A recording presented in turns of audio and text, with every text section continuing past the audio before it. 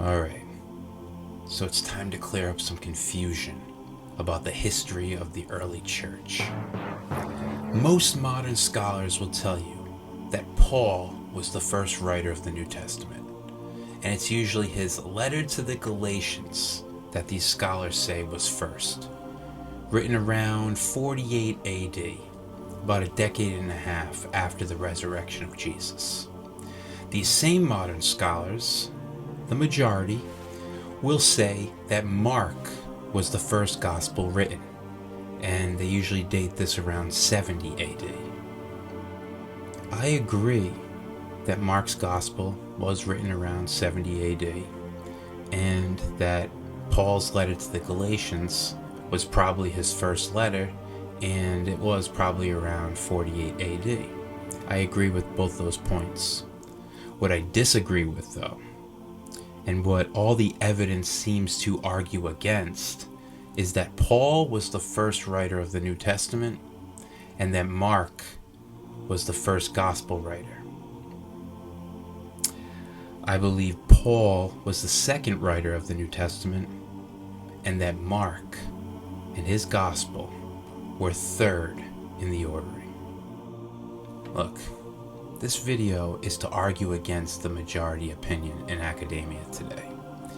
So don't come at me quoting this scholar or that scholar telling me my opinion, my argument is wrong. It's not wrong. Just stick with me while I give you the evidence of why I'm not wrong and why the majority is wrong. I know what I'm up against. Even Catholics, my own parish priest included, argue in favor of the majority opinion. Listen, if their opinion is right and my opinion is wrong, the damage that does to Christianity as a whole cannot be overstated. Stick with me to the end and I'll explain why my opinion not only is true through the evidence, but has to be true for the Bible to be true.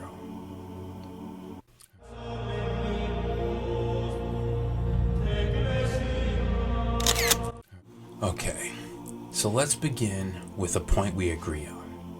That Paul's first letter was his letter to the Galatians, and it was most likely written around 48 AD. So think about that. That's 15 years after the resurrection. That's like someone in 2016 writing about the events of 9/11. I can guarantee that that person who's writing a book in 2016 can remember vividly every detail from that fateful day. And think about how much more monumental the rising of the dead of the Son of God is. Everybody would remember that. Never mind a brilliant mind like Paul. Once you start reading the letter to the Galatians, it becomes clear that Paul is responding to something. But what? What's he responding to? Because he has this responsive tone. Before we move on, I want us to take a step back and think about this moment in front of us. The political landscape, the historical context. Who is Paul? Why should he be believed? He was a persecutor of Christians. He was a Pharisee. Who is he? Why does it matter? Paul never met the earthly Jesus. Paul wasn't a real apostle, in the sense that he wasn't one of the 12 who walked with the earthly Jesus. So again, why should Paul be believed? Well, we find the answer to that in the letter to the Galatians. Alright, this is where it gets kind of funny. Paul tells us about when he meets James, the Lord's brother, Peter, and John, and how they accepted him and approved of his gospel. So, at first, he's saying, listen, I might not have been an apostle of Jesus, but the ones who were have accepted me, so it's kind of like I am. But Paul being the bold preacher that he is, goes on further to use them, their name, James, Peter, and John, as a sort of authority to back up his words. But then he rebukes them and says, you know what? They might have accepted my gospel, but I don't accept theirs. They're the ones who are wrong. It's like, what? Paul, you didn't even know Jesus like that. We're talking about James, the Lord's brother, Peter, the rock he chose to build his church upon, and John, the beloved apostle. It's like, Paul, what are you doing? You use them as your authority, and then you take away all their authority. This is where it gets interesting, and this is where the response part comes in.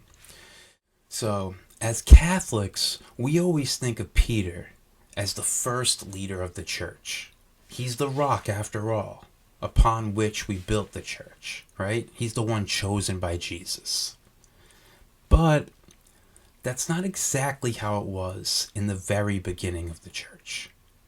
The de facto leader actually was James, the Lord's brother. And the New Testament backs this up. When we read the book of Acts, there's a moment right in the middle. And keep in mind, the book of Acts is a story about Paul and Peter, the history of the early church. But in the middle, directly in the middle of the book of Acts, there's a council. And there's a debate happening about how the Gentiles are to follow the law. And it's James who gives the final word on the matter. He is the one they all turn to as the authority. And all modern scholars agree with this. James was the first leader of the early church. He was very Jewish, and his theology didn't break too much with the Jewish tradition. And his audience was a Jewish audience. He wasn't even thinking of Gentiles in the church. He basically saw Christianity as an extension of Judaism, not the fulfillment of it. And that theology is important to note as we move forward. Now we turn to the letter of James. And according to scholar John A.T. Robinson, the argument for the anonymity of the letter of James is the weakest among all of the writings of the New Testament, meaning we're basically as certain as we can be that James was in fact the author of the letter that bears his name. We can tell this because he doesn't really go out of his way to assert his authority, as someone who's pretending to be James might. And when you read the theology he's putting forth, there's nothing that really breaks with Jewish tradition. You know, he sees Jesus as the Messiah, but keep in mind, during his lifetime, James rejected Jesus. So the traditionalists didn't really have too much of a problem with him. Even more reason why he can write first. He wasn't being attacked the way that outsiders or ones who were all about preaching to Gentiles and opening up to them might be, or would be. Enter Paul. And according to John A.T. Robinson and Rose Publishing's Bible Overview, it's the letter of James that is in fact the first writing of the New Testament, even before Paul's letter to the Galatians. As I said, the letter to the Galatians is in response to something. It's in response to the letter of James, where James says, faith without works is dead. These are fighting words to Paul. This is why Paul, on one hand, cites these men as authority, but then on the other, rejects them. So what's Paul say? For Paul, the works of the law have been fulfilled in Christ. To say faith without works is dead means to Paul that Christ died in vain. Because Christ's sacrifice on the cross was the fulfillment of the law. It means the works don't matter anymore. Jesus was the final blood offering, the final blood sacrifice of the law. He fulfilled the law of Moses. So for someone to say that the works are still required means that Jesus died for nothing, at least according to Paul and the way he sees it. As Paul writes, knowing that a man is not justified by the works of the law, but by faith of Jesus Christ. Even we have believed in Jesus Christ, that we might be justified by the faith of Christ, and not by works of the law. For by the works of the law shall no flesh be justified. As I said, Paul is clearly responding to James. And Paul's responding to James not just theologically, via faith alone versus faith and works, but also quite literally via Peter.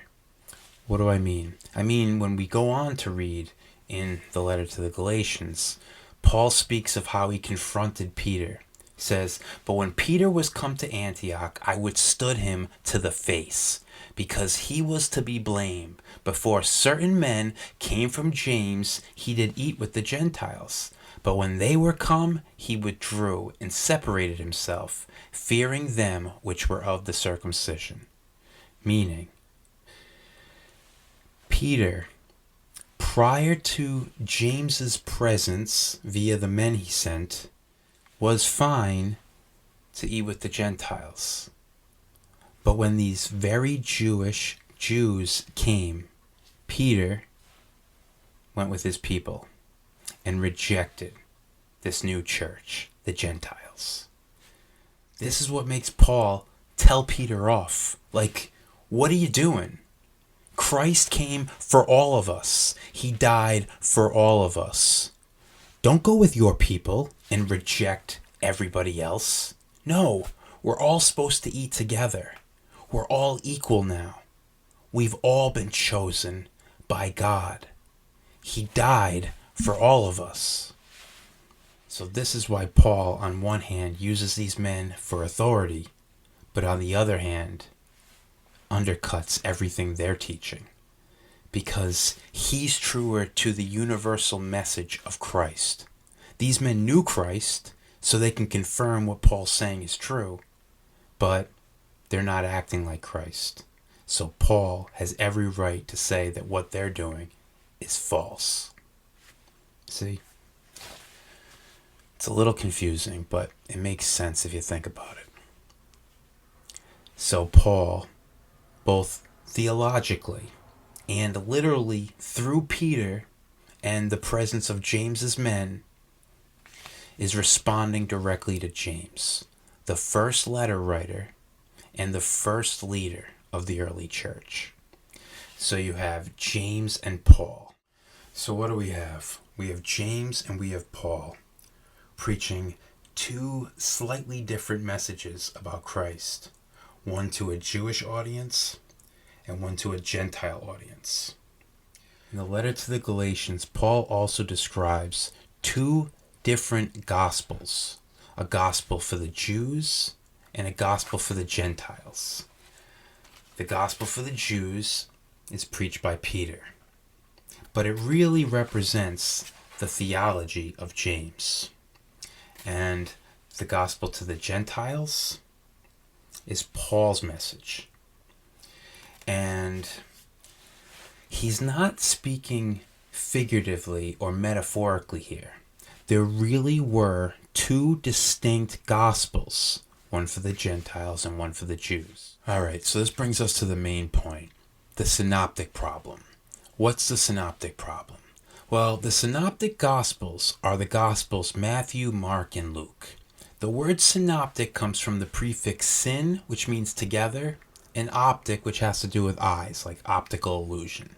So why are these three gospels seen together, as it were? Why are they synoptic? It's because they share near mirror language. So much so, in fact, that it's clear someone is copying someone else. But who and why?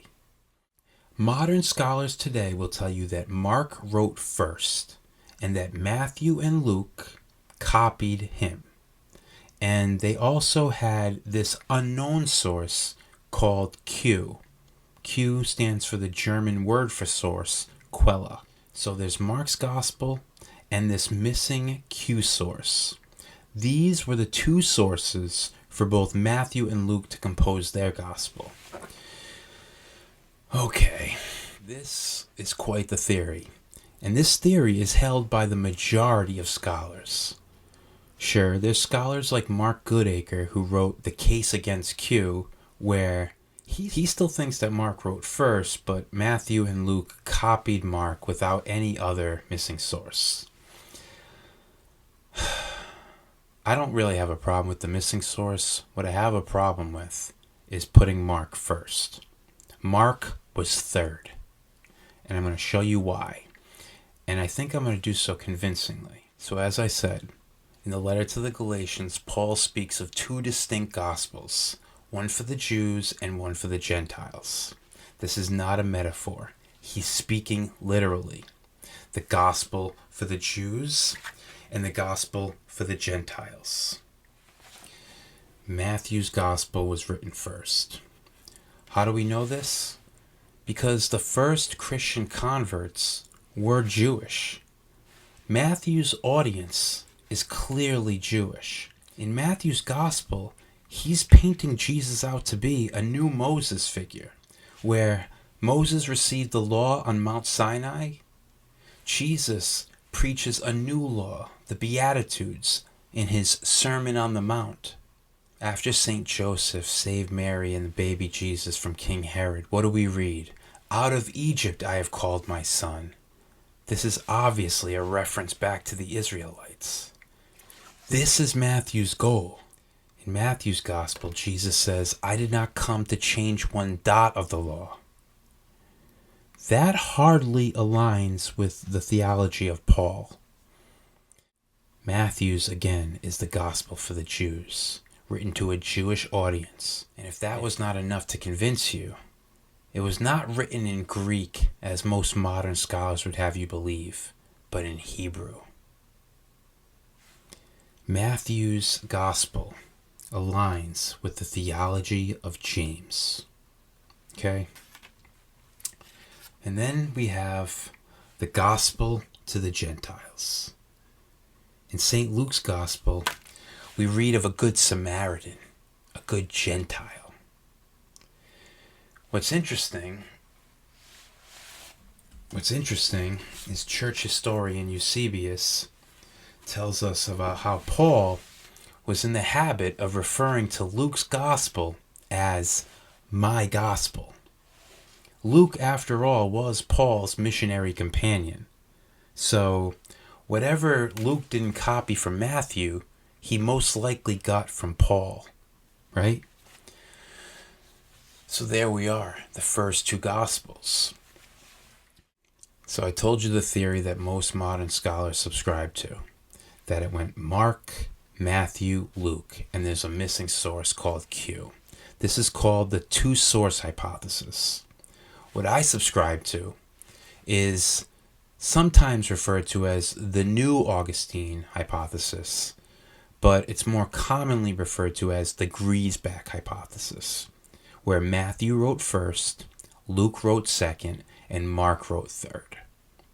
Before we get into why I think this is and the evidence to prove it, I want us to refer back to that third person we were talking about before, right? We were talking about Paul and James. What about St. Peter? What about St. Peter? St. Peter was supposed to be the one preaching the gospel to the Jews, right? What we read about in Eusebius is how Peter's hearers, not satisfied with a single hearing of the gospel, begged Mark to write it down for them. Mark. Who was Mark to Peter? Mark was Peter's protege. When Peter was at one of his lowest points, when he had just escaped prison by the help of an angel, where did he go? He went to Mark's house, and he told Mark to relay his story to James. Mark, who he referred to as his son in his first letter, the first letter of Peter. So Mark. And as we saw before, was James and Paul opposed to one another, and Peter, who found himself in the middle. And likewise, we have the gospel for the Jews and the gospel for the Gentiles. And we have Mark's gospel trying to bridge the gap, the middle ground between the two, much like his mentor Peter was between James and Paul. As you can see, the story fits perfectly. Okay. So as Peter found himself between Paul and James and tried to be the middle ground to harmonize the two, so too does his protege Mark find himself in that position between the gospel of the Gentiles and the gospel of the Jews, between St. Matthew and St. Luke. Now it's time for the hardest part, proving to you why Mark wrote third and not first. So the first big piece of evidence I have to get across, and I want you to stick with me because there is no argument against this, and it seems to me to be clear, cut, and dry, the only piece of evidence you even need to prove this, although I have others. But let me just start with this. If you were to read all of the Gospel of Matthew and all of the Gospel of Luke, you would have read 97% of everything found in Mark, meaning there's not much that's unique to Mark. What modern scholars will say about this is that Mark's the shortest gospel and the other two built upon it by using parts of Mark, and they just happen to use up most of it. Okay. But there's something very interesting about that. You see, Mark uses this word in Greek, palin, which means again, and he uses it 13 times. It makes you wonder, if Mark used this word 13 times, and Matthew and Luke combine to write 97% of everything that Mark wrote, then surely the word palin would appear at least once in Matthew or Luke. But odds are it would appear in both a couple of times at least, right? Nope. Not once in Matthew or Luke does the word palin show up. Not once. Mark used it 13 times and they copied nearly everything that he wrote, according to modern scholars. How could they leave out a word that's used that much? How? How is that even possible? Well, it wouldn't be possible if they were copying him. But if he's writing last and copying them, sure, he might have added it as a Markan flourish, a Markan overlay they call it. Okay. That seems to make a little more sense. But like I said, Mark's is the shortest gospel. And that's usually one of the main points that modern scholars will make. It's the shortest. The other two built upon it. What's interesting about that point is that in all the passages that they share, that all three of them share, even though Mark's gospel is the shortest, the passages that all three of them share, in Mark's gospel, they're the longest. Why would this be? Well, if Mark is copying them and trying to bridge the gap or find the middle ground between these two different opposing theological viewpoints, between Matthew and Luke, between the gospel for the Jews and the gospel for the Gentiles, it would make sense that he would copy both of them and merge them together to quite literally find a compromise, a middle ground. So now watch this.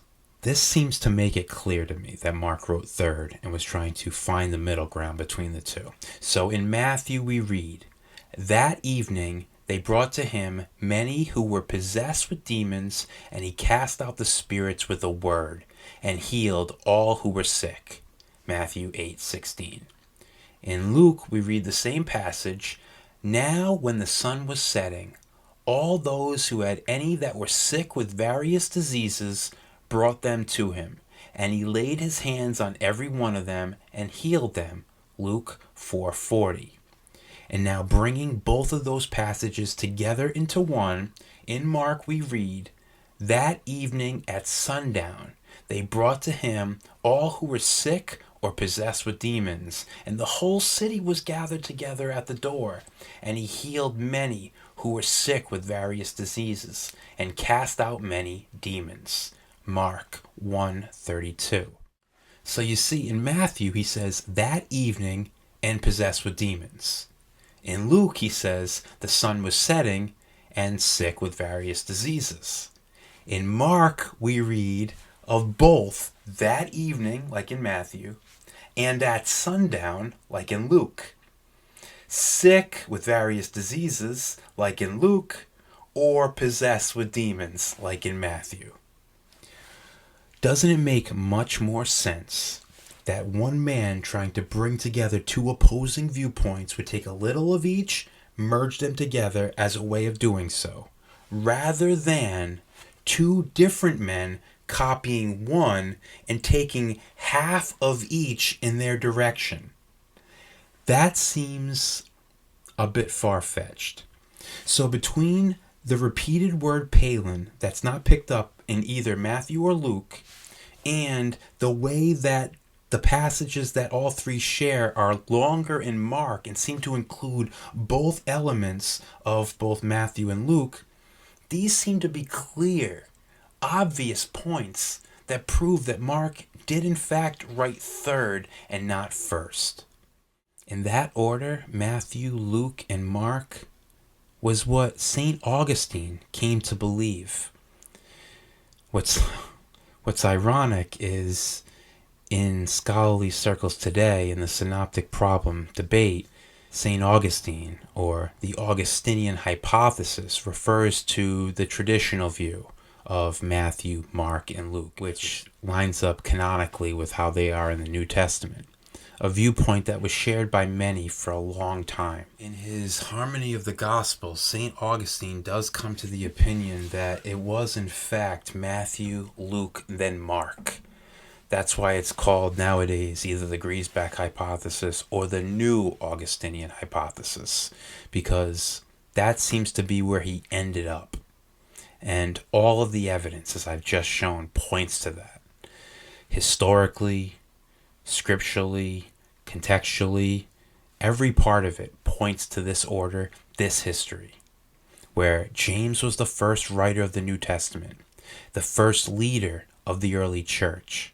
Then you have Paul, the second letter writer of the New Testament, writing in response to James, responding to James. I don't know about you, but it all seems quite clear to me. We have the first leader of the early church, St. James, and we have the gospel for the Jews, the first gospel written. And then next we have the second writer of the New Testament, St. Paul, and he's preaching the gospel to the Gentiles, what he referred to as his gospel, with his missionary companion. And then what do we have? We have the man stuck between the two, the real first leader of the early church to us Catholics, St. Peter, the middle ground, and his protege, St. Mark, who brought together the two stories into one. And then it might make you ask, if Mark was writing third, why did he leave out such important elements like the Nativity or Jesus' genealogy or things like that? I'll tell you why. It's because it's Peter's story. Everything that happens in the Gospel of Mark, even though he's copying the other two Gospel writers, it's things that Peter can verify, that Peter was there for. Peter is the first apostle mentioned in the Gospel of Mark, and he's the last apostle mentioned in the Gospel of Mark. It's Peter's story. It's him confirming what was in the other two by bridging the gap, compromising, finding the happy middle ground. I believe those that put the Bible together knew what they were doing. They put Mark between Matthew and Luke because they knew that Mark was the bridge that connected the other two Gospels together. They read well that way. So why does any of this matter? What's the point? What does it matter if Mark wrote third instead of first? Well, I made some big claims at the beginning of this. That if the modern scholar is right about the order, if Mark did in fact write first, as most modern scholars would have you believe, then the damage it does to Christianity and the truth of the Bible cannot be overstated. You see, if Mark wrote first and Matthew copied Mark... Wait, what? Why would Matthew, an apostle of Jesus, have to copy Mark, who wasn't? That's just it. Matthew the apostle wouldn't have to do that. Therefore, because of that, we can say with certainty that the author of the Gospel of Matthew couldn't have been Matthew. Because why would he copy Mark? He was there. He was an eyewitness. You see? That's what putting Mark first does. It undercuts the eyewitness testimony to Christ. Modern scholars have no problem saying that Paul wrote his letters or that Luke wrote his gospel, because Paul and Luke did not know the earthly Jesus. They don't know. They weren't eyewitnesses to him. Therefore, their opinion doesn't really mean much to scholars. At least not by way of religion or theology. Did Mark write his gospel? Scholars go back and forth on that. He may or may not have. Which, interestingly enough, Mark may or may not have known Jesus. It's funny how that works, right? But Matthew, no. Matthew couldn't have written his gospel. He's copying Mark. No. Matthew wrote first. I just told you why. I just told you how. Matthew, an eyewitness of Christ, wrote first. And he wrote to a Jewish audience a theology that aligns with the first leader of the church, James. And then Luke, who didn't know Jesus, copied Matthew and learned from Paul and wrote a gospel for the Gentiles. See? First two gospels. And then you have Mark, who wrote third for the reasons I just stated and showed, which seem pretty clear. And just for the record, for over 1,600 years, no one ever challenged the authorship of the Gospels. It was just Matthew, Mark, Luke, and John. That was it.